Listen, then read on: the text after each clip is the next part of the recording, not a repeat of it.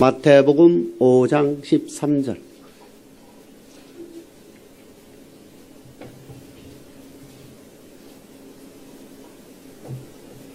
시작. 너희는 세상의 소금이니 소금이 만일 그 맛을 잃으면 무엇으로 차지하리요? 후에는 아무 쓸데없어 다만 밖에 버리고 사람에게 밟힐 뿐이니라. 예수 그리스도께서 이 땅에 오신 목적은 분명하게 우리에게 말씀을 하고 있습니다. 첫 번째는 우리를 죄에서 구원할 예수 그리스도시다. 두 번째는 죄에서 구원받은 백성들에게 요한복음 6장 68절 영생의 말씀을 주신다. 이렇게 기록이 되어 있습니다. 그 영생의 말씀을 주님께서 스스로 말씀하시기를 누가복음 4장 43절에 보게 되면 하나님 나라 복음을 전하기 위하여 이 일로 보내심을 입었노라. 마태복음 4장 23절 천국의 복음, 마가복음 9장 35절에 천국 복음 이렇게 기록이 되어 있죠. 그리하면서 승천하시면서 제자들에게 다시 명령을 하십니다. 너희는 위로부터 능력을 입히울 때까지 이 성에 유하라.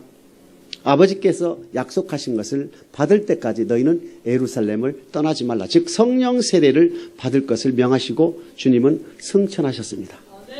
그러한 주님께서 이 땅에 계실 때에 첫 번째 죄에서 우리를 구원하시고 두 번째 영생의 말씀을 주시는 그 과정 중에 지금 마태복음 5장 13절 너희는 세상의 소금이니라는 말씀이 등장합니다. 마태복음 5장 1절에 보게 되면 예수께서 산에가 올라앉으시니 제자들이 나온지라. 산에가 올라앉았다는 이사야서 2장 2절과 미가서 4장 2절에 보게 되면 산은 여호와의 성전을 뜻하지요. 마태복음 16장 16절에 주는 그리스도시요 살아계신 하나님의 아들임을 고백한 베드로에게 우리 주님께서 바요나 시모나 복이 또다 이를 내게 알게 하는 것은 혈육이 아니라 하나님께서 너를 예수를 주로 고백하겠다. 내 고백 후에 교회를 세우리니 음부의 권세가 해하지 못할 것이다. 그러면서 마태복음 16장 19절에 천국의 열쇠를 준다. 그리고 천국의 열쇠를 믿는 자들에게 준다는 뜻이지요. 그래서 지금 우리 주님께서는 마태복음 5장 1절에 보게 되면 산에가 올라앉으시니 제자들이 나온지라. 그런 뜻은 뭐냐? 성전에 제자들이 왔으니까 말씀을 주는 거예요. 천국의 열쇠를 주는 것이지요. 그러면서 입을 열어 가르쳐 가라사대 심령이 가난한 자는 복이 있나니 하면서 팔복을 통하여 여호와 하나님 어떠한 하나님인가를 우리에게 보여주십니다. 그리고 난 뒤에 마태복음 5장 13절 너희는 세상의 소금이라는 것이에요. 그래 너희는 세상의 소금이다 하는 것을 많은 얘기를 우리는 지금까지 믿어왔고 들어왔고 여러 가지 해석을 우리는 접하고 있습니다. 근데 소금은 나의 몸을 녹여서 이웃을 도와줘야 된다. 내 몸을 녹여서 이웃을 섬겨야 된다. 이런 쪽으로 우리는 해석을 하고 들어왔는데 성경은 성경에서 해석이 되어 있기 때문에 제일 정확한 것은 성경에서 해석했던 뜻은 하나님의 말씀은 하나님의 말씀으로 해석이 돼야만이 제일 정확하다 이렇게 됐어요. 너희는 세상에 소금이 되어라 했습니까? 너희는 세상에 소금이다 그랬습니까? 즉 소금이 무슨 뜻인지 아직 우리는 모르지만은 우리가 소금이다라는 것은 예수 그리스도를 고백했을 때 고린도전서 12장 3절 예수 그리스도를 고백했을 때 성령에 의하여 나의 구원주로 영접을 하게 되면 하나님의 사랑을 받아서 너희는 세상의 소금이 되었다 이렇게 뜻을 우리에게 전하시는 것입니다. 너희는 세상의 소금이다. 근데 소금의 역할을 하지 못하면 우리는 바깥 세상에 버리워져 밟힌다 이렇게 되어 있어요. 그리고 예수를 주로 고백한 저와 여러분들은 소금이 되어야 한다는 뜻이지요. 소금의 역할을 하지 않으면 하나님께서 우리를 버린다는 뜻이에요. 그러면 소금이 무엇인가를 알아야 소금의 역할을 하든지 소금의 직책을 소금의 일을 감당하든가 말든가 할 것이 아닙니까? 자 그러면 소금이 되어라 했을 때 소금이 되어라 했을 때 그 소금은 마가복음 9장 50절을 보겠습니다. 마가복음 9장 50절입니다.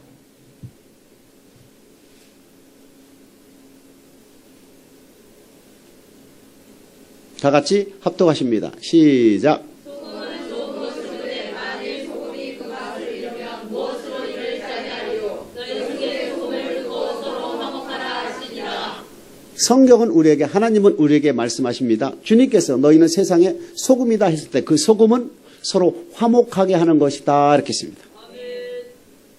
근데 화목은 뭐로 우리의 행동을 하는 것인지 우리의 말로 하는 것인지 아직 구체적으로 등장하지 않았지요? 자, 너희는 세상의 소금이다.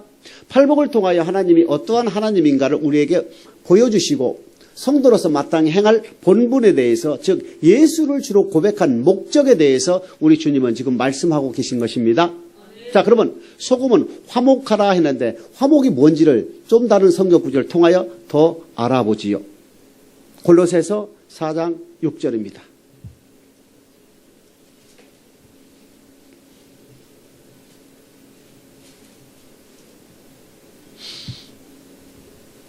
골로새서 4장 6절 시작.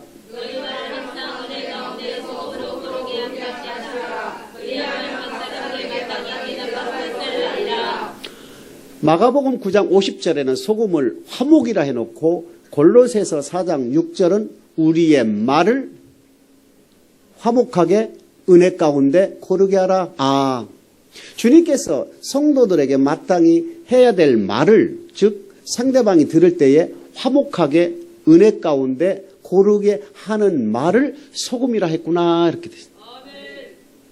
예수 그리스도를 주로 고백한 성도들에게 당연히 해야 될 소금의 역할은 바로 화목한 가운데 은혜로운 말을 하는 것이 소금이다. 성경은 우리에게 말씀을 하고 있습니다. 그럼 예수를 주로 고백한 저와 여러분들, 즉 성도로서 당연히 소금의 역할을 해야 되는데 그 소금이 무엇인지 알았다면, 소금의 역할을 하지 않는다면 바깥 세상에 버리워져 밟힌다 했으니까 예수 그리스도를 주로 고백한 저와 여러분들이 은혜 가운데 고르게 하는 말, 화목하게 하는 말을 하지 않는다면 하나님 우리를 버린다는 뜻이지요? 좀 더 찾아볼까요? 에베소서 4장 29절입니다. 에베소서 4장 29절 시작.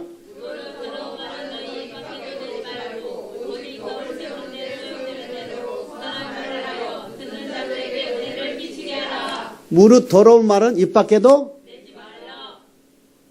예수를 주로 고백한 저와 여러분들은 절대 더러운 말, 은혜되지 않은 말, 화목하지 않은 말은 절대 입 밖에도 내지 말라. 이것이 하나님의 명령입니다.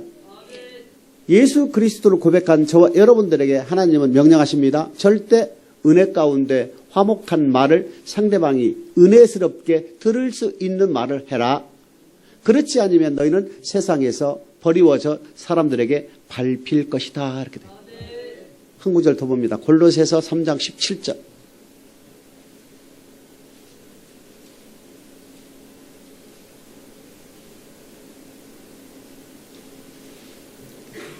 시작.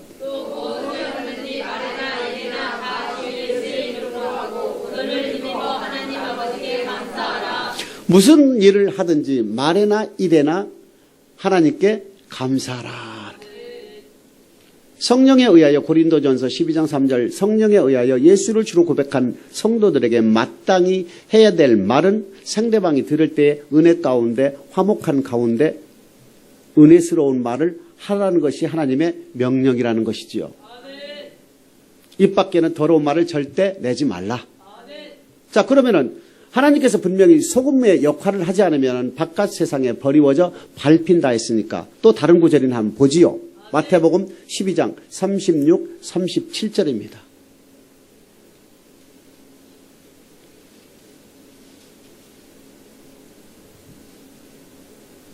시작.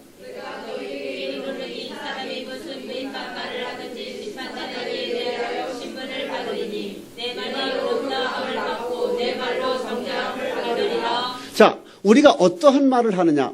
예수를 주로 고백한 성도, 즉 저와 여러분들이 우리 입 밖으로 어떠한 말을 하느냐에 따라서 의롭게 되기도 하고 정죄받기도 한다. 근데 우리 하나님께서 우리에게 일관적으로 요구하는 것은 너희는 세상의 소금이다. 소금의 역할을 하게 되면 하나님께서 영광을 받고, 소금의 역할을 하지 않는다면 너희는 세상 밖에 버리워져 밟혀서 심판, 정죄를 받을 것이다. 그러면 저와 여러분들이 예수를 주로 고백하여 교회 생활하는 그 목적 중에 하나는 소금의 역할을 하는 것이다. 자, 마태복음 5장 13절입니다. 다시.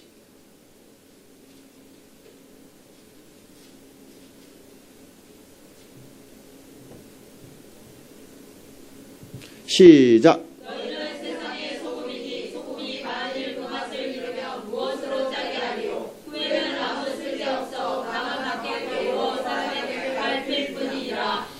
주님은 제자들에게 다시 말씀합니다. 너희는 세상의 소금이다. 소금이 되어라가 아닙니다. 소금이다.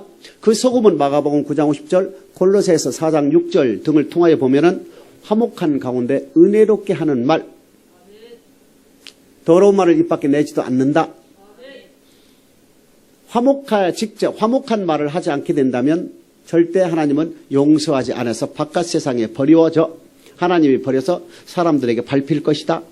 마태복음 12장 36, 37절에 보게 되면 우리가 어떤 말을 하느냐에 따라서 의롭게 되기도 하고 정죄받기도 한다 이렇게 되어 있습니다.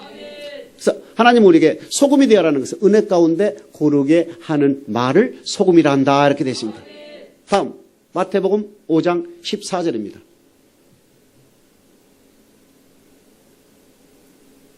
14, 15, 16절 중에 14절을 먼저 봅니다. 시작. 너희는 세상의 빛이라. 산 위에 있는 동네가 숨기우지 못할 것이요. 자, 너희는 세상의 소금이다 해놓고 그 다음에 주님은 우리에게 뭐라고 말씀하십니까? 너희는 세상의 빛이다 이렇게 했습니다. 빛은 절대 숨기지 못하는 것이다. 근데 빛이 무엇인가는 아직 해석이 안 되어 있어요. 15절을 보겠습니다. 15절 시작. 사람이 등불을 켜서 말 아래 두지 아니하고 등경 위에 두나니 이러므로 집안 모든 사람에게 비치느니라. 사람이 등불을 켜서 말 아래 두지 않고 등경 위에 둔다 하는 것은 말은 이게 사발을 얘기하죠. 사발 속에 불을 지피면은 불이 안 비치지요. 등경이나 등잔 위에 불을 비치는 그 대우에 올려놓는다는 것은 불빛이 집안에 온 비친다는 얘기입니다. 이 빛이 무엇인지는 아직 모르지만은 너희는 세상의 빛인데 이 빛은 집안 모든 사람에게 비춘다. 즉 빛은 무엇인지 모르지만은 빛이기 때문에 빛을 통하여 집안 모든 사람에게 먼저 비추어라 이 뜻이지요. 16절입니다. 빛이 무엇인가에 해석이 되어 있습니다. 시작. 이같이 너희 빛을 사람에게 비치게 하여 저희로 너희 착한 행실을 보고 하늘에 계신 너희 아버지께 영광을 돌리게 하라. 자, 너희는 세상에 빛이다 할 때 그 빛이 뭔지 모르지만 이 빛은 말 아래 두지 않고 등경의 뒤에 집안 모든 사람에게 비추는데 이 빛을 마태복음 5장 16절에는 착한 행실이다 이렇게 되어 있어요. 착한 행실이 뭐냐? 예수 그리스도를 주로 고백하게 되면 하나님은 우리에게 언약의 말씀을 줍니다. 베드로의 고백 후에 교회를 세우고 그 교회를 세운 교회에서 천국의 열쇠를 주듯이 로마서 1장 16절에 보게 되면 복음은 모든 믿는 자, 즉 복음은 예수 그리스도가 전한 천국의 말씀이요 영생의 말씀이요 모든 믿는 자라는 것은 고린도전서 12장 3절과 같이 성령에 의하여 예수를 주로 고백한 모든 성도들에게 구원을 주는 하나님의 능력이다 이렇게 됐습니다. 예수를 주로 고백한 성도들에게 하나님은 성경 신약과 구약을 주셔서 그 말씀에 순종을 요구하는 것이죠. 오늘날 말씀을 순종하라면 좀 이상하게 들릴지 모르지만은 에덴 동산에서부터 계시록에 이르기까지 하나님은 말씀을 주고 그 순종을 요구하는 것은 일관된 사상이다. 일관된 하나님의 요구다라는 얘기입니다. 그러면 착한 행실이 무엇인가를 우리는 알아야 됩니다. 자, 너희는 세상의 소금이다. 즉 예수를 주로 고백한 너희는 세상의 소금이기 때문에 소금의 역할을 감당해라. 즉 우리의 입을 통하여 나가는 말이 화목하게 은혜 가운데 고르게 하는 말을 해라. 그렇지 않으면 너희는 유익이 없고 밟힐 뿐이니다. 두 번째, 너희는 세상의 빛이다. 이 빛은 착한 행실인데 너희가 예수를 주로 고백한 목적에 합당하게 너희가 살면 세상 사람들이 너희를 보고 하나님께 영광을 돌릴 것이다. 이렇게 돼요. 영광을 돌린다는 것은 창조의 목적이지요. 이사야서 43장 7절에 보게 되면은 물은 내 이름으로 일컫는 자 곧 나의 영광 내 영광을 위하여 지은 자를 오게 하라. 그들은 내가 만들었고 지었느니라. 이렇게 했어요. 그러니까 우리의 지음을 받은 목적, 이 땅에 태어난 목적, 이 땅에 사는 목적은 하나님께 영광을 돌리기 위한 것이다. 그래서 주님은 산에 올라앉으시니 제자들이 나왔을 때 입을려 가르쳐 가라사대 심령이 가난한 자 복 있나니 하나님이 어떠한 하나님이라는 것을 팔복을 통하여 설명을 해주시고 너희는 세상의 소금이요 너희는 세상의 빛이다. 즉 너희가 구원을 받은 목적은 바로 하나님께 영광 돌리는 것이다. 즉 창조의 목적대로 살아가게 하기 위해서 우리를 구원시켰다. 우리를 고백시켰다. 이 뜻이지요. 영광을 돌리라는 뜻은 창조의 목적이기 때문에 너희는 세상의 소금이요 너희는 세상의 빛이라 할 때 그 빛은 착한 행실, 즉 성도로서 마땅히 행할 행실이다 이렇게 되어 있어요. 이것을 계시록에 보면 또 다른 단어로 등장하지요. 계시록 19장 8절입니다.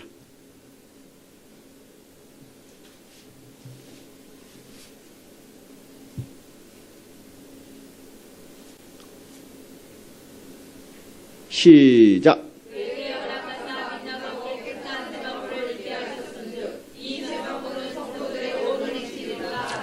성도들의 그러면 마태복음 5장 16절에 나오는 착한 행실과 성도들의 옳은 행실은 같지요? 자, 그러면 여기서 우리가 조금 더 깊이 들어가야 되겠죠? 신명기 27장 8절, 9절, 10절을 보겠습니다.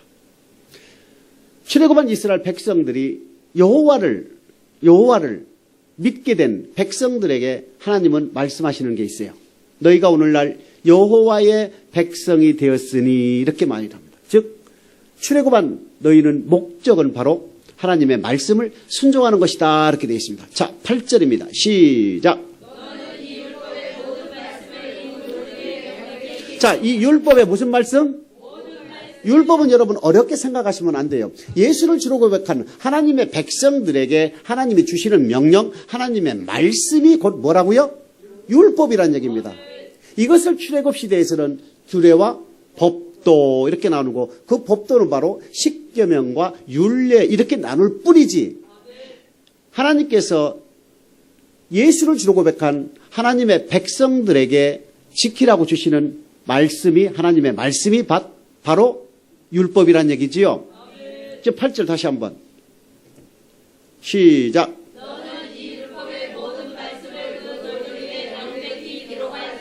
모든 말씀은 율법이죠. 율법은 하나님 말씀 맞죠? 그것이 출애굽 시대는 모세를 통해서 주었다 뿐이지 또한 모세를 통해서 준 하나님의 말씀을 율법이라 일컬을 뿐이지 하나님의 말씀도 되고 하나님의 명령도 되고 맞지요? 율법이라고도 된다. 근데 그 율법의 모든 말씀을 왜 명백히 기록해라 했을까? 9절, 10절 같이 읽습니다. 시작.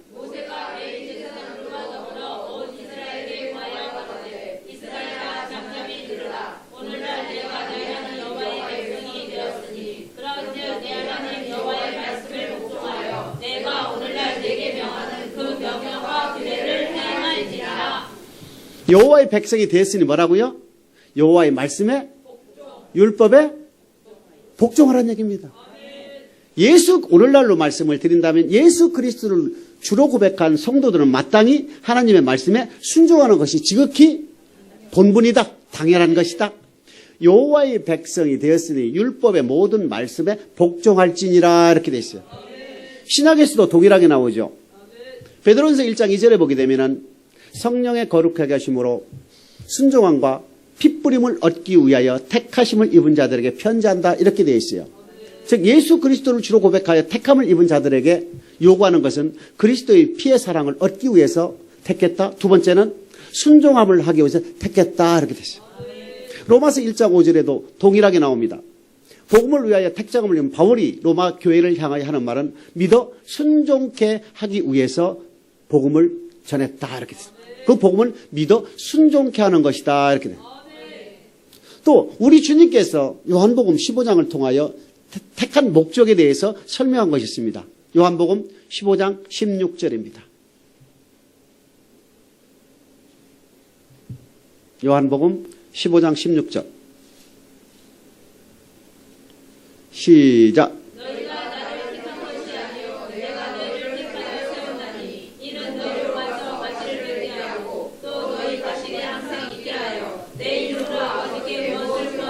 자, 주님께서 우리에게 뭐라고 합니까? 제자들을 향하여 내가 너희를 택한 목적은 과실을 맺고 항상 있게 하기 위하여 이 과실이 15장 2절 이하로 보게 되면 사랑의 과실입니다. 사랑은 뭡니까? 누가복음 10장 25절에 보게 되면 어떠한 율법사가 예수께 와서 질문을 합니다. 어떻게 하면 내가 영생을 얻겠습니까? 라고 질문을 하니까 우리 주님께서 말합니까? 야, 너 율법사니까 율법에 뭐라고 기록이 되어 있대? 했더니 이 율법사가 대답을 하지요. 마음을 다하고 목숨을 다하고 뜻을 다하고 힘을 다하여 주 너의 하나님을 사랑하고 내 이웃을 내 몸같이 사랑하라 하는 것이 율법입니다. 그러니까 주님이 바로 뭐라고 합니까? 28절에 이를 행하라. 맞다.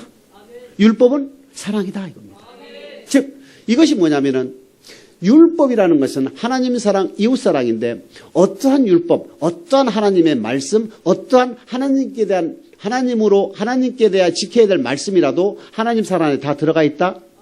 어떠한 이웃에 대한 말씀이라도 이웃 사랑 안에 다 들어가 있다. 즉 하나님께 대한 계명과 이웃에 대한 계명, 하나님께 대한 율법과 이웃에 대한 율법, 하나님께 대한 계명과 이웃에 대한 계명, 어떠한 것도 사랑 안에 다 들어가 있다. 그래서 로마서 13장 8, 9, 10절에 뭐라고 합니까? 사랑하는 자는 율법을 다 이루었느니라 이렇게 되어 있어요. 사랑하기 때문에 율법을 다 지킨다는 얘기입니다. 그러면 그 사랑하는 삶이 뭡니까? 율법을 지키는 삶이요. 하나님을 사랑한다는 것은 하나님께 대한 계명, 하나님께 대한 율법, 하나님께 대한 말씀에 순종하는 삶을 사랑이라고. 이웃을 사랑하는 사람은 이웃에 대한 계명, 이웃에 대한 율법, 이웃에 대한 말씀을 드리는 삶을 사는 삶을 이웃을 사랑하는 삶이다 이렇게 돼요. 그럼 남녀간의 사랑을 하도 일정한 뭐가 있어야 사랑의 표시가 되시지. 선물을 준다든가 말로 표현한다든가 행동으로 보여준다든가 해야 상대방이 나를 사랑한다 느끼듯이 우리 예수 그리스도를 주로 고백한 우리에게 하나님을 사랑한다, 이웃을 사랑한다 하면 말로만 하면 사랑하는 것이 아니다 이겁니다. 그렇기 때문에 그 기준을 제시한 것이 바로 이웃에 대한 사랑을 하는 방법, 하나님을 사랑하는 방법이 바로 말씀 안에 다 기록이 되어 있다 이거지요. 이것을 지킬 때 바로 사랑하는 사람이다 이렇게 했어요. 그러면 요한복음 15장 16절에 뭐라면 내가 너희를 택한 것은 뭐라고요? 과실을 맺고 항상 있게 하기 위하여. 예수 그리스도께서 우리를 택한 목적은 사랑의 과실을 맺게 하기 위해서 우리를 택했다 이렇게 했어요. 자, 구원의 목적은 사랑하는 삶을 살게 하는 것이다 이렇게 되어 있어요. 그러면 사랑하는 삶이 바로 무엇입니까? 말씀에 순종하는 삶 맞아요? 그 말씀이 바로 주님께서 전한 하나님 나라 복음, 천국 복음, 천국 열쇠, 하나님 나라 말씀이라는 얘기입니다. 천국 열쇠, 천국 복음이 천국 말씀이라는 뜻이죠. 그래서 주님은 마태복음 15장 14절 16절에 너희는 세상의 빛이다. 즉 빛이 되어라가 아니라 너희는 세상의 빛이 되었다. 빛이다. 그러면 너희는 착한 행실을 가져라. 착한 행실을 해라. 사랑하는 삶을 살아라. 성도로서 옳은 행실을 해라. 이것은 당연히 우리는 예수를 주로 고백한 목적은 바로 빛의 사명을 감당하는 것이다. 그 빛은 사랑의 열매요, 사랑의 삶이요, 착한 행실이요, 옳은 행실이다 이겁니다. 이사야서 61장 10절에 보게 되면 예수를 주로 고백한 하나님의 백성이 되는 순간 우리는 두 가지 옷을 입는다. 하나는 구원의 옷이요, 하나는 의의 겉옷이다. 즉, 이 오늘날로 말씀을 드린다면 예수 그리스도를 주로 고백하여 죄에서 구원받은 백성을 구원의 옷을 입었다 이렇게 되어 있어요. 구원의 옷을 입은 백성들이 하나님의 말씀을 받아서 그 말씀대로 순종하여 드릴 때에 바로 착한 행실이 되는 것이고 성도들의 옳은 행실이 되는 것이고 주님께서 요한복음 15장 16절 우리를 택한 목적 사랑의 과실을 맺게 되는 것이다. 이런 것이 의의 겉옷이라는 얘기예요. 그러면 성도의 본분은 뭡니까? 예수 그리스도를 주로 고백한 저와 여러분들의 본분 첫 번째 소금의 역할을 하는 것이다. 두 번째 착한 행실을 하는 것이다. 이 착한 행실을 어디부터? 집안 모든 사람에게 비추느니라. 예수 그리스도를 주로 고백하여 예수 그리스도의 백성으로서 신분이 바뀌었다면 너는 우선 교인들보다 먼저 집안 사람들에게 비춰라 이 뜻이에요. 먼저 남편에게, 먼저 아내에게, 먼저 부모에게, 먼저 자녀들에게 내가 예수를 믿어서 변한 의의 겉옷을 입은 성도들의 옳은 행실, 사랑의 과실, 착한 행실이 무엇인가를 먼저 집안 사람들에게 보여줘라 이렇게. 그리고 나서 교회 와서 교인들에게 보여주고 세상 사람들에게 보여줄 때 당신이 믿는 하나님은 당신이 고백한 예수 그리스도도 내가 고백하겠소, 내가 믿겠소 하여 하나님께 영광 돌리는 것이 무엇이다고요? 창조의 목적이다 이겁니다. 너희는 세상의 소금이다. 너희는 세상의 빛이다 할 때 그 빛이 바로 성도들의 옳은 행실, 사랑의 과실, 착한 행실이다. 의의 겉옷을 입는다. 즉 세마포를 입는다. 이렇게 되어 있어요. 그럼 마태복음에 보게 되면 또 한 가지의 옷이 나옵니다. 그것이 마태복음 22장 9절로부터 14절에 나오는 예화가 있습니다. 마태복음 22장 9절로부터 14절 한 구절 한 구절 같이 합독하십니다.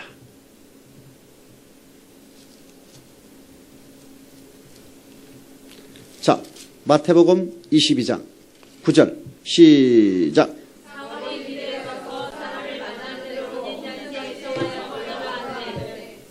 혼인잔치에 청하여 사람들을 오게 하라 했습니다. 바깥 8절에 보게 되는 혼인잔치가 예비되어 있는데 종들을 통하여 혼인잔치가 예비됐으니 오라 합니다. 혼인잔치는 바로 교회로 오라는 것이죠. 교회. 자, 9절 시작.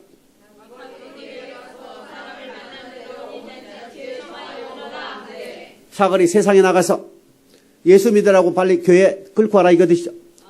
예수 그리스도를 믿으라고 주 예수를 믿으라 그리하면 너와 내 집에 구원을 얻으리라. 와봐라. 교회로 인도하라는 뜻이죠. 10절입니다. 시작.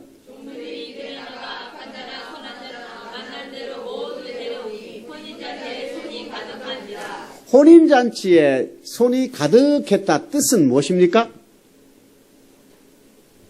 계시록 7장에도 나오지만은 여섯째 인을 띄게 되면 나타나는 세 가지 현상들이 있었지요. 그 중에 하나가 뭡니까? 이스라엘이 복음을 받아들이면 그때는 세상 끝이 온다. 천국 복음이 만국에 전파되면 그때서 끝이 온다. 이런 말씀이 있지요. 교회에 손이 가득 찼다는 뜻은 바로 전 세계가 예수 그리스도가 전한 복음을 받아들였다. 말세가 끝났다 이겁니다. 11절입니다. 시작.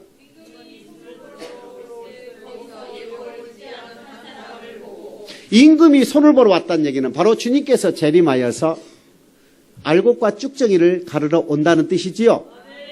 임금이 손을 보러 들어올 때 거기서 예복을 입지 않은 한 사람을 보고 있어요.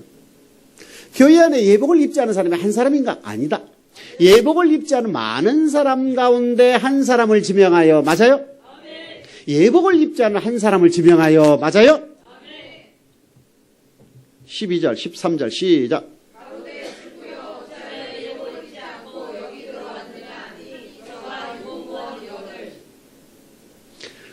친구여 어찌하여 너는 의의 고도 예복을 입지 않고 여기 왔느냐 이렇게 했나. 즉 예수 그리스도를 주로 고백했다면 너는 네 입술을 통하여 소금의 역할을 하는 것은 당연한 것이고 네 몸을 통하여 착한 행실, 사랑의 과실, 의의 열매, 의의 고독, 예복을 입는 것은 지극히 당연한데 어찌하여 너는 예복을 입지 않았느냐. 즉 창조의 목적대로 즉 구원의 목적대로 주님께서 우리에게 명하신 너희는 세상에 빛이 달 때 그 빛의 역할을 하지 않았느냐 이 뜻이에요. 언제입니까? 주님이 재림해서 알곡과 쭉정이를 가를 때를 얘기하는 거지요. 자, 그때 그 사람이 12절입니다. 시작.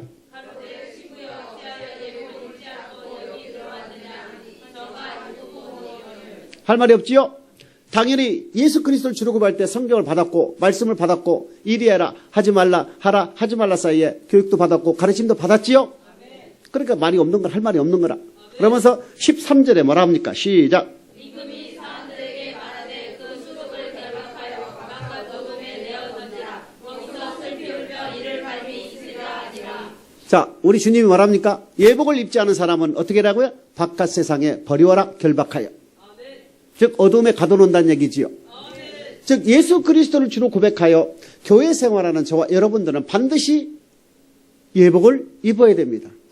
이사야서 61장 10절에 나오는 구원의 옷은 이미 우리가 입었다는 얘기입니다. 그런데 구원의 옷을 입은 사람들에게 말씀을 주어서 그 말씀을 통하여 의의 겉옷을 입기를 원하시는 거예요. 그것이 바로 착한 행실이요. 그것이 바로 빛이요. 그것이 바로 사랑의 과실이요. 그것이 바로 성도들의 옳은 행실이요. 그것이 바로 마태복음 22장 9절 14절 사이에 나오는 예복을 입은 자다 이겁니다. 이 예복을 입는 것이 바로 빛이요. 착한 행실이다. 그것이 구원의 목적이요 창조의 목적대로 살았다는 것을 보여주는 것이지요.